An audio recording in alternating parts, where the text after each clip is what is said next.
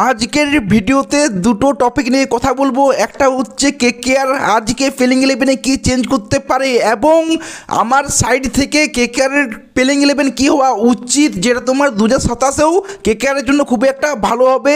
এই দুটো টপিক নিয়ে কথা বলবো। তো প্রথমে কথা বলবো আজকে কেকেআর কী চেঞ্জ করতে পারে। তো প্রথমেই দুজন তো শিওর আসছে, একটা হচ্ছে সৌরভ দুবে এবং ধাইয়া, এরা দুজনকে আমরা শিওর দেখতে পাবো এবং টিম সাইফাট ফিনালের জায়গায় এটা আমরা দেখতে পেতে পারি।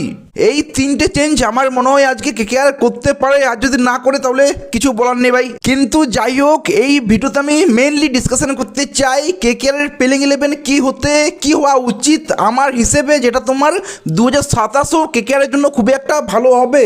তো প্রথমেই সুনীল নারায়ণ এবং তোমার ফিনালেন ওপেনিং করবে। 3 নম্বরে আমি রাখবো টিম সাইফাটকে, 4 নম্বরে রঘুবংশী, 5 নম্বরে ক্যামেরন গ্রিন। তো এইখানে তোমরা দেখতে পাচ্ছ টপ 5-এ আমার 4টা ফরেনার প্লেয়ার চলে এসেছে। মানে আমরা কোনো এক্সট্রা অলরাউন্ডার বা এক্সট্রা বোলার খেলাতে পারবো না যারা বিদেশি হবে। আর এইটা আমি আজকের জন্য বলছি এবং নেক্সট বছরের জন্য বলছি, কারণ ক্যামেরন গ্রিন ফুল ফিট হচ্ছে, 100% ফিট হচ্ছে। আমরা এই বছরে তাকে ছেড়ে দেবো, এটা হতে পারে না। নেক্সট ইয়ারের জন্য কেকেআর নিচ্ছে, আমি এটা আশা করছি। একটা লং টার্ম ভেবেছে ক্যামেরন গ্রিনকে নিয়ে, সেই জন্যই কেকেআর তাকে নিয়েছে এত কোটি টাকাতে। তাই আমার মনে হয় না ক্যামেরন গ্রিনকে বসানো এখনও উচিত হবে বলে। এবং ফিনালেন যে ফর্মে নেই, কিন্তু ভাই ফিনালেন টিম সাইফাট দুজনকে চান্স দেবো আমি, তার কারণ একটাই নেক্সট ইয়ার যে এই বছর এরা দুজন কেমন করছে, দুজনকে চান্স দাও ফিনালেন ওপেনিংয়ে এবং টিম সাইফাটকে নাম্বার 3-এ, যাতে আমরা পরের বছর বুঝতে পারি যে কে ভালো ফিনালেন না টিম সাইফাট। টিম সাইফাট যদি ভালো করে তাহলে আমরা অ্যাজ এ কিপারও খুব একটা ভালো পেয়ে যাব।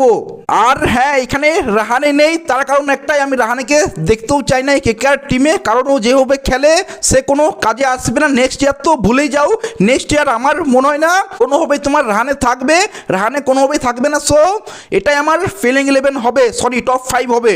দেন 6 নম্বরে তেজস্বী সিং ধাইয়া, যাকে আমি অ্যাজ এ উইকেট কিপার হিসেবে খেলাবো। আমাদের উইকেট কিপারটা একটু প্রবলেম আছে, প্লাস যে স্পিনার খেলতে পারে, আমরা স্পিনারে খুব একটা স্ট্রাগল করছি মিডল অর্ডারে। সো তেজস্বী সিং ধাইয়া যতটুকু আমি দেখেছি প্র্যাকটিস ম্যাচগুলোতে বা শুনেছি, প্র্যাকটিসে যদিও তাকে ভালোভাবে চান্স দেওয়া হয়নি, কিন্তু যেটুকু দেখেছি আমি তাকে, আমার মনে হয় সে স্পিন একটু ভালোই খেলে। যদিও আমি শিওর না সে কেমন পারফরমেন্স করবে অ্যাজ এ উইকেট কিপার হয়ে আইপিএলে, কেকেআর হয়ে আইপিএলে কেমন পারফরমেন্স করবে আমি শিওর না।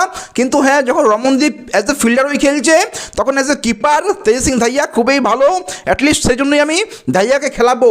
দেন 7 নম্বরে রিঙ্কু সিং এবং 8 নম্বরে অনুকূল রয়। রিঙ্কু সিংকে আমি চান্স দেবো ভাই, কারণ ও 7 নম্বরে বরাবরই কেকেআর হয়ে ভালো খেলে এসেছে। সো আমি এখনও তাকে ভরসা করবো, আমি রিলিজ তো করবোই না। যদি একটা কেকেআর হয়ে আছে যেই ভাইস ক্যাপ্টেন হয় সেই পরের বছরে কেকেআর টিমে থাকে না, সেটা তোমার শুভমন গিল থেকে, রবিন উত্থাপা থেকে, নীতিশ রানা থেকে, ভেঙ্কটেশ আয়ার থেকে, তুমি যাকেই দেখবে যেই ভাইস ক্যাপ্টেন হয়েছে কেকেআরের পরের বছর সে কেকেআর টিমে থাকে না। তো এই বছর তোমার রিঙ্কু সিং ভাইস ক্যাপ্টেন হয়েছে, তো আমি চাই না রিঙ্কু সিং কেকেআর টিমের বাইরে চলে যাক ভাই। ও 7 নম্বরে যেখানে সে প্রমাণিত সেখানেই তাকে চান্স দেওয়া হোক, আমি এটাই বলবো। তাই আমার 7 নম্বরে রিঙ্কু সিং এবং 8 নম্বরে অনুকূল রয়। এই অনুকূল রয়, যাকে আমি বরাবর বলে দিচ্ছি এই বছর সিএসকের হয়ে জাদেজা যে কাজটা করতো সেটা আমাদের কেকেআরের অনুকূল রয় করবে, বা দিল্লির আকসার প্যাটেল যেটা করে সেটা আমাদের অনুকূল রয় কেকেআর হয়ে করবে। এটা আমি প্রথম থেকে বলে দিচ্ছি, যেটা আস্তে আস্তে আমরা প্রমাণও পাচ্ছি। অ্যাটলিস্ট ওর বোলিংটা তো বুঝতেই পাচ্ছি খুবই ভালো বোলিং করছে এবং ব্যাটিংটা আস্তে আস্তে সে করে নেবে। সো 8 নম্বরে অনুকূল রয় নামলে ভাই ব্যাটিংটা দেখো। 9 নম্বরে নেক্সট ইয়ার তোমার হর্ষিত রানা চলে আসবে, তো 9 নম্বরে হর্ষিত রানা খুবই ভালো হবে। যদিও আজকে কার্তিক ত্যাগী খেলবে, কোনো ডাউট নেই, তো হর্ষিত রানাকে বাদ দাও, এখন কার্তিক ত্যাগী তোমার 9 নম্বরে খেলবে আজকের ম্যাচে।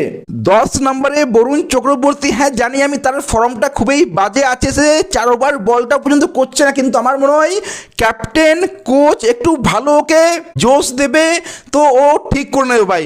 ওর একটু কনফিডেন্স চাই, সে আবার রিটার্ন করবে, এটা আমার পুরোপুরি বিশ্বাস আছে। এই বছর না হলেও পরের বছর তো আবার সে যেমন বরুণ চক্রবর্তী আমরা চিনি সেই বরুণ চক্রবর্তীই থাকবে, সেরকমই বোলিং করবে, তার গুগলি কেউ পড়তে পারবে না আমি আশা করছি। তাই 10 নম্বরে বরুণ চক্রবর্তী আমার থাকবে।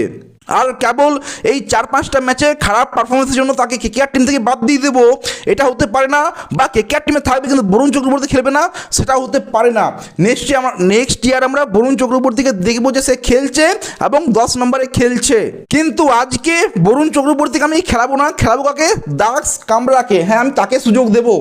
আর 11 নম্বরে বৈভব অরোরার জায়গায় খেলাবো আজকে আমি সৌরভ দুবেকে। হ্যাঁ, বৈভব অরোরা ঠিকঠাকই বোলিং করেছে, না খারাপ না ভালো, যদিও সে নিজের ইন্ডিয়ার দলে চান্স পায় না, কিন্তু কেকেআর দলে সে মেন বোলার। তো এই নিয়ে কিছু বলার নেই ভাই, আমাদের রাহানে কোচ এরাই ভালো বুঝবে এই নিয়ে।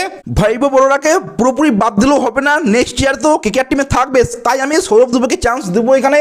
ওকেও দেখবো সৌরভ দুবেও কেমন করছে, সেটাও একটু আমার দেখার আছে, তাই সৌরভ দুবেকে চান্স দেবো আমি। আর ইম্প্যাক্ট প্লেয়ারে প্রশান্ত সোলাঙ্কি, যদি তোমার স্পিনার চাই এবং পেস চাইলে উমরান মালিক তো আমাদের আছেই, সাইনিও আছে, কিন্তু সাইনিকে আমি এতটা ভরসা করি না। উমরান মালিক এবং তোমার প্রশান্ত সোলাঙ্কি আমি অ্যাজ এ ইম্প্যাক্ট প্লেয়ার হিসাবে খেলাবো। আর ব্যাটসম্যান চাইলে তোমার রোমানদীপ এরা তো আছেই। তো এই টিমে তোমরা দেখতে পাচ্ছ সুনীল নারায়ণ, অনুকূল রয় এবং কার্তিক ত্যাগী। 12 ওভার আমরা শিওর পাচ্ছি, এই 12 ওভার মধ্যে টেনশন নেই। এরপর সৌরভ দুবে বা তোমার দাস কামরা, যাকে তোমরা 2 ওভার 3 ওভার করাতেই পারো। সৌরভ দুবেকে 3 ওভার করালে দাস কামরাকে 2 ওভার, বাকি যে ওভারটা বাচ্চে 2-3 ওভার, সেটা তোমার প্রশান্ত সোলাঙ্কি বা উমরান মালিক করতে পারে বা করানো উচিত। এই প্ল্যানিং নিয়েই আজকে আমি মাঠে নামবো, যেটা আজকের ম্যাচেও আমরা দেখতে পাবো যে বরুণ চক্রবর্তীর জায়গায় তোমার দাস কামরা কেমন বোলিং করছে, কি তোমার বৈভব অরোরার জায়গায় সৌরভ দুবে কেমন বোলিং করছে, তারা চান্সও পাবে এবং বুঝতেও পারবো যে তারা কতটা ইম্পর্টেন্ট আমাদের কেকেআর টিমের জন্য, কতটা ইম্প্যাক্ট ফেলাতে পারে কেকেআর টিমের জন্য, এটা আমরা বুঝতেও পারবো। তো এখানে আমরা ফিন অ্যালেন এবং টিম সাইফারকে দুজনকে খেলিয়েই এক্সপেরিমেন্ট করে নিচ্ছি যে কে ভালো খেলতে পারে, বেশি কে ভালো খেলছে, যেটা আমাদের নেক্সট ইয়ার কাজে লাগবে। Cameron green as a finisher কেমন করছে, মানে নাম্বার 5-এ সে কেমন করছে।